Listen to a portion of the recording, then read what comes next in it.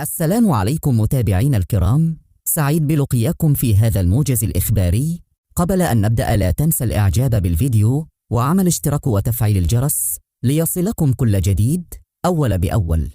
وجه خالد آية الطالب وزير الصحة الدورية إلى مدراء المستشفيات ومدراء الجهويين للقطاع، يؤكد من خلالها مجانية العلاجات المقدمة للمرضى المتابعين للعلاج في إطار البرامج الصحية الوطنية. وحسب الدورية فإن الوزير أكد على أن قرار الوزارية الصادر بتاريخ 7 من نوفمبر 2005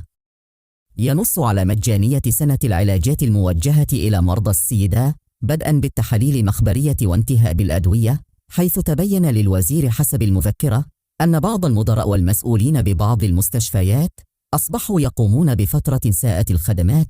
المقدمة لمرضى للسيدة وللسل والتهاب السحايا وداء التهاب الكبد الفيروسي من نوع للسي وغيرها،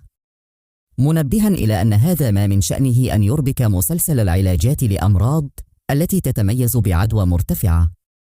وأصدر الوزير تعليمات صارمة من أجل الوقوف الفعلي ومتابعة الاستمرارية في مجانية الخدمات الصحية المتعلقة بالبرامج الصحية الأساسية.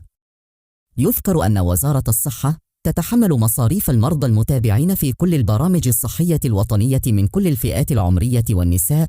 حيث يبلغ عدد هذه البرامج أكثر من 30 برنامجاً صحياً، بداية بالبرنامج الوطني للتمنيع وبرنامج الأمراض المعدية كذائل السل بمختلف أشكاله، الليشمنيا، السيدة، الأمراض المزمنة كالسكري، الضغط الدموي، سرطان الثدي، ذاء التهاب الكبد الفيروسي من نوع سي، وكافة الأمراض المتفشية في شكل أوبئة.